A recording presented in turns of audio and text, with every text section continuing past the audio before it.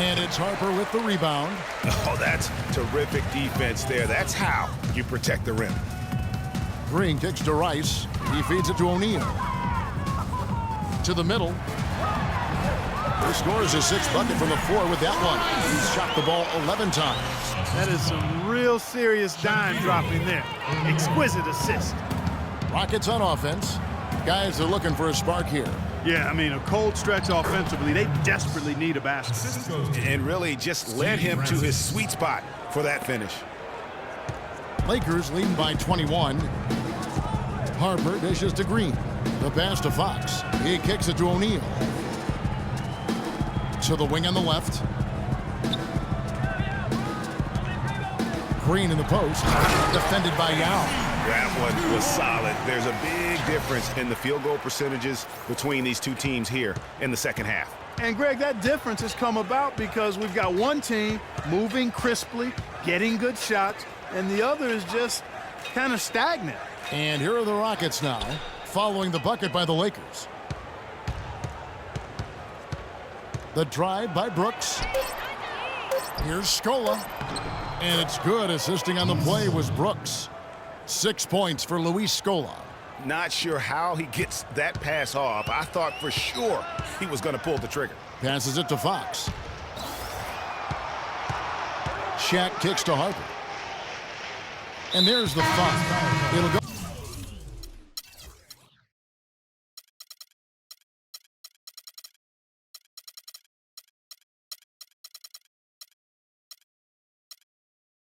On Aaron Brooks. And that'll be his third foul so far. And guys, every season there seems to be a player who is at the end of their contract. They'll have talent and they'll be traded to a team looking for an extra piece. It's the ultimate risk-reward move, if you will, in the NBA. Carl Landry's checked in for Luis Scola. Kobe's checked in for the Lakers. Shaw comes in for Ron Harper.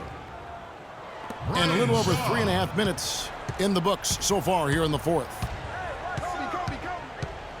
The feed to Green. They set the pick. Here's Rice. That three off the mark.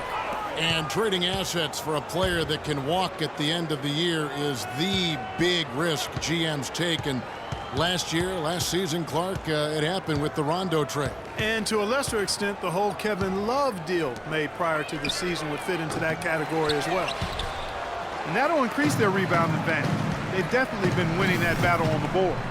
You know what? No rebounds, no rings, and they've controlled the boards, and that's what's given them control of this game. Now, here's O'Neal.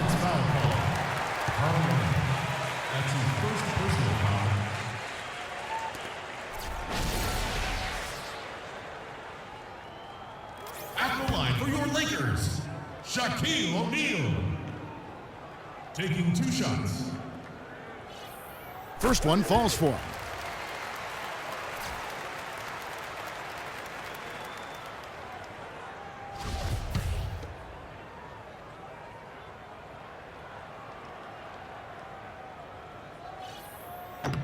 Off on that one, so he goes 1 for 2 at the line.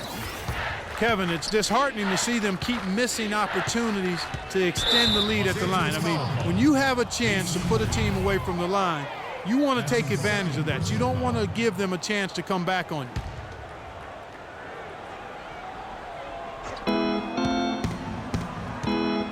Battier against Kobe. Battier, the pass to Francis. Shoots a three. He hit a couple in the first, but so far he's been unable to get uncorked here. And Carl Landry picks up the foul.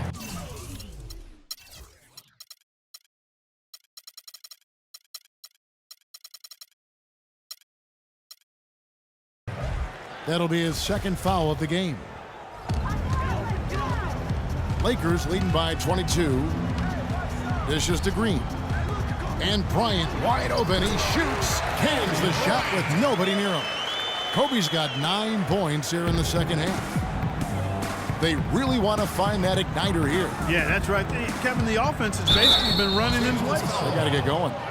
Well, we all know how loud NBA arenas can get. I mean, last season there were some accusations thrown around that it wasn't all organic. I mean, some players felt as if some of the NBA crowd noise was artificial. Some heavy accusations about artificial noise being pumped in last year. We've seen the issue in the NFL, talked about now in the NBA.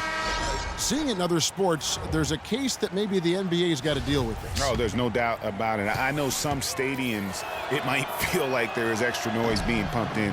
And listen, there are a lot of fan bases that we have are just flat out loud. I mean, it can be electric. But having said that, I don't think we want to have the artificial noise being pumped in. I think it does the game a disservice. Now here's Bryant. He threw down that 360 like it was no problem at all.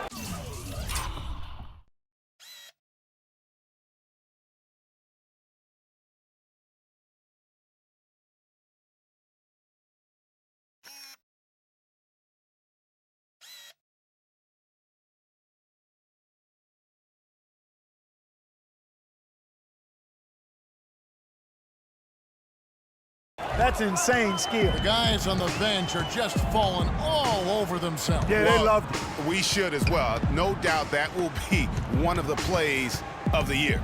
That Kia Slam Cam replay really gave you a good look at the action.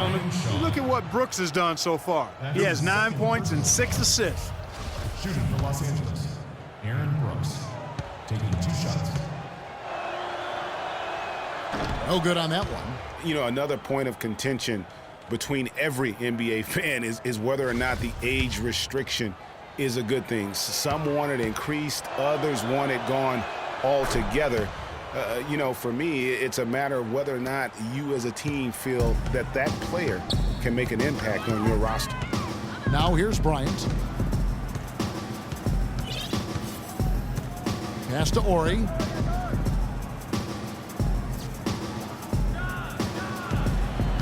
Shot clock at 5. Here's Kobe. Again, Los Angeles.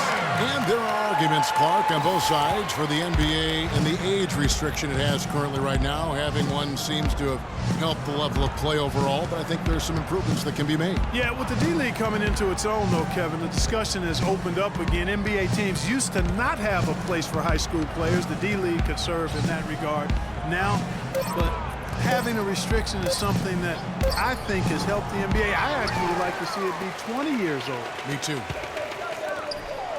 And the basket by Shaw. Another gap in the defense found there, and they've really had their number today. Outside Landry. And he gets it to go. Timeout call for the Lakers.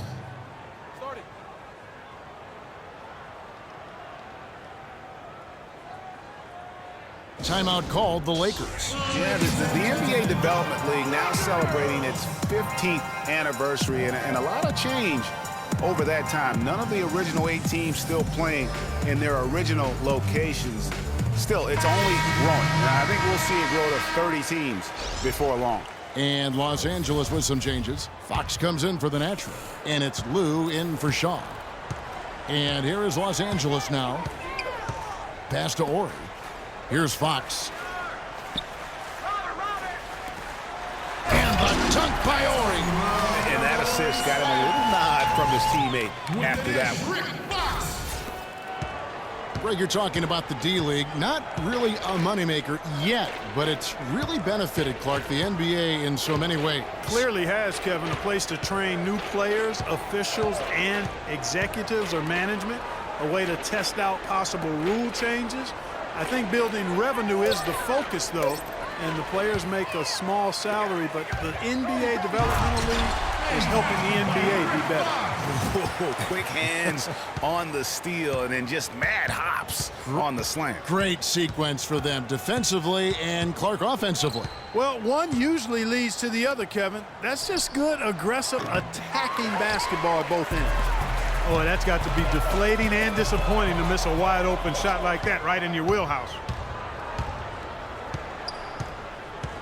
Outside, Davis. Novak outside.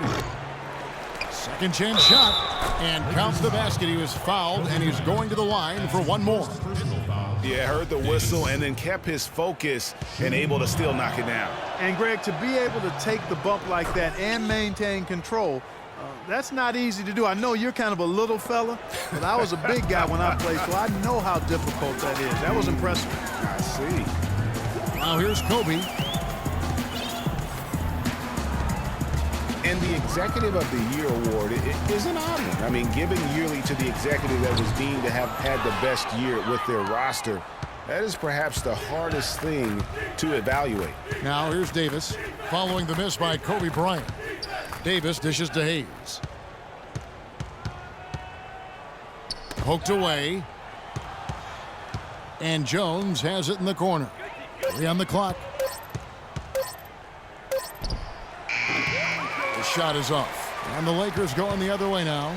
And for the Executive of the Year award, it's hard to evaluate because for GMs, Clark, it takes years of moves to reach a certain point. Yeah, it's an annual award, but it's awarded for years of decisions, if that makes any sense. One big signing or trade isn't quite enough to win the award. Here's Hayes, an easy layup after coming off the pick. And he came off that screen, and the D just didn't get over the top of it. Yep, weren't there in time enough to challenge, Greg, and when that's the case, you can mark those up for him. Here is Ori. It's a nice passing here by Los Angeles. No one covering.